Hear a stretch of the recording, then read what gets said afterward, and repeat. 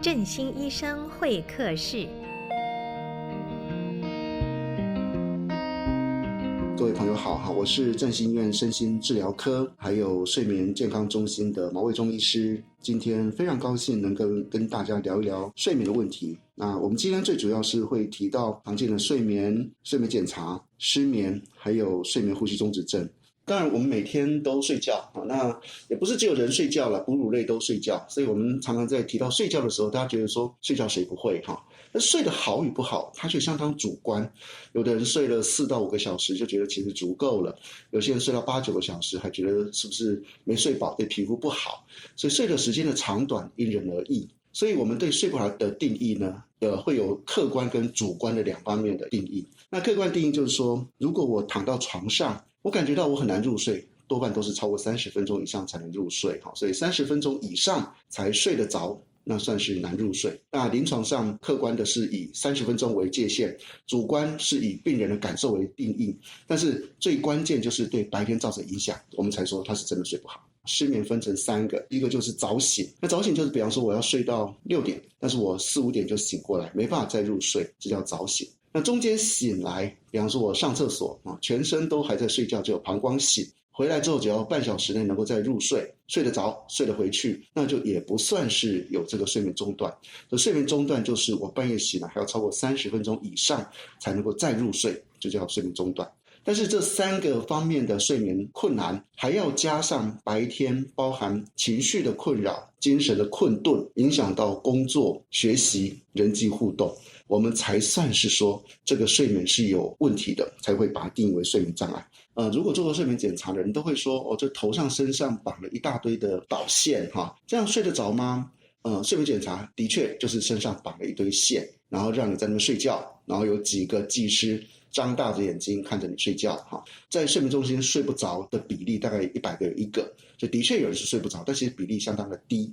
那我们是透过导线会连接到包含脑波、呼吸、血氧，然后腿动啊、肌肉的肌张力、眼动啊等等等等，大概有10几个频道连接到我们的电脑那边去，所以到最后就会记录了整个晚上的睡眠，包含你有没有呼吸暂停，包含你有没有睡着，进入到哪一期的睡眠，包含你睡眠当中身体有没有踢动，这些都是睡眠检查可以看到的。那当然我们有其他的这个检查，可以检查失眠到底它睡眠的形态。我们有一个活动腕表，就带上一个腕表，通常是带2个礼拜来测量你什么时候是清醒的，什么时候是睡着的。所以失眠的病人第一个选项不会是做睡眠检查，但是如果是到睡眠中心去做睡眠检查，基本上就是身上连一大堆线，然后睡一个晚上，大概从晚上9点钟到隔天早上6点钟，记录了整个晚上的睡眠，来知道到底有没有睡眠障碍。那其中最重要的、最常用来检查的就是睡眠呼吸中止症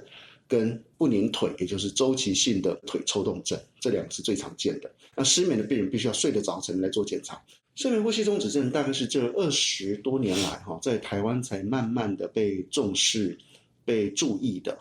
那为什么以前没有那么注意呢？因为当事人都不知道自己有打呼，当事人都说我睡着啦，别人还帮他录影录音来证明他鼾声如雷。所以睡眠呼吸中止症是别人发现的，多半是床伴或者家人注意到才提醒他的。那睡眠呼吸中止症呢，就是我们在睡眠当中，我们喉咙那边鼻咽部软组织在躺下去的时候，它因为受到重力的影响，受到因为可能肥胖油脂过多的影响，它往下垂下去了，堵住了呼吸道。呼吸道被堵住了之后呢，它自然就缺氧了，而缺氧到一个程度之后，它会驱动我们大脑里面的交感神经的反应，产生更用力、更快速的呼吸的动作。因此这个中间喉咙的这些软组织的摩擦，产生一些低沉的声音，就是打呼。因为打呼你可以把它想象成是我们缺氧情况之下一种挣扎的一个过程，挣扎到一个程度之后，这个呼吸恢复了，这个软组织又收缩，让这个呼吸道打通了，所以血氧就恢复了。血氧恢复呢，身体就会觉得说，那问题解决了，所以大脑或者交感神经的自动控制系统又放松了，所以它再度在堵塞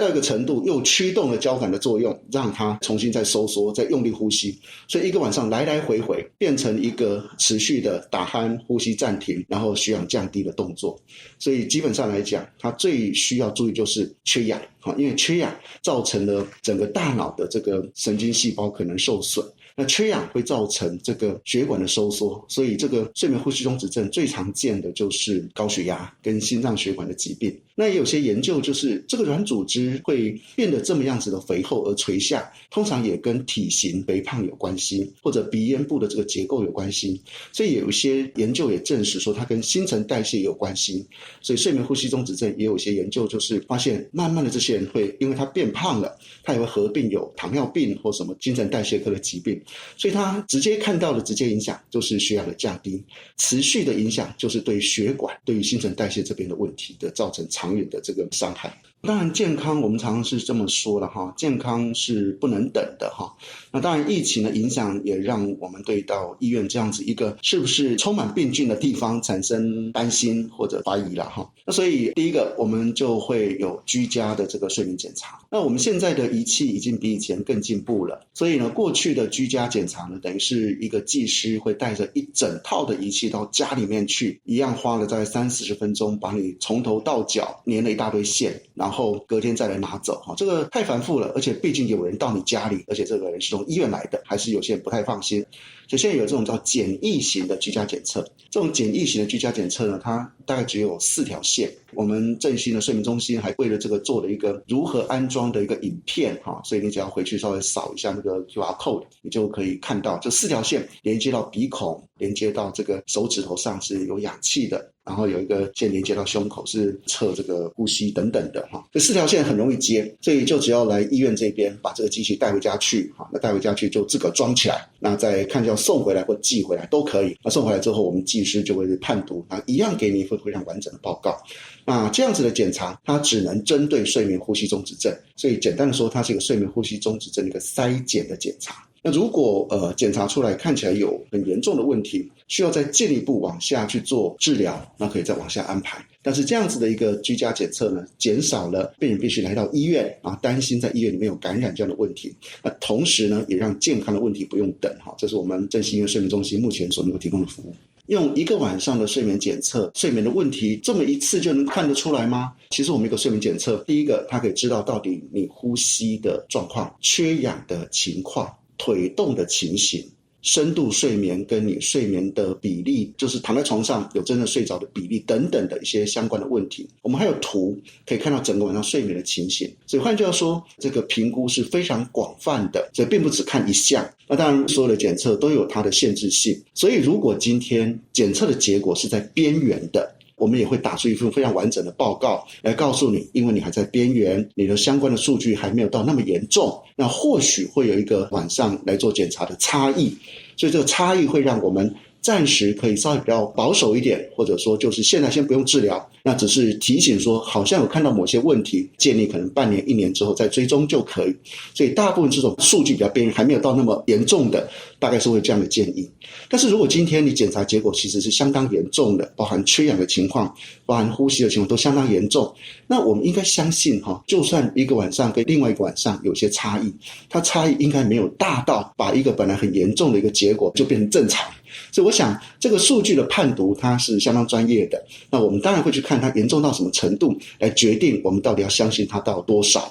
那如果是边边的，我们报告都会相对的去解释说还有一些可以在观察的部分，也不会说你的数据是在边边我们就说你要怎么样怎么样，也不会这样子。睡眠中心的业务事实上是全医院的各科的医师都参与的所以如果你有睡眠问题，您当然是可以跟您本科当科的医师，您平常在看的医师来讨论。那这个当科的医师如果觉得他就能够往下做处理或者安排做检查，他就会直接安排。如果他觉得说可能这需要再看睡眠专科，他就会依照您的这个提问或者相关的问题转介给耳鼻喉科、胸腔科或者甚至到我们精神科来那当然我们知道睡眠是占了我们生命的1/3所以怎么样去注意我们睡眠所遇到的变化或状况，是再怎么注意也不为过的。那请尽量注意自己睡眠的状况，有任何问题直接跟你的医师来讨论。那有需要做检查也欢迎来我们振兴医院睡眠中心。谢谢您，谢谢。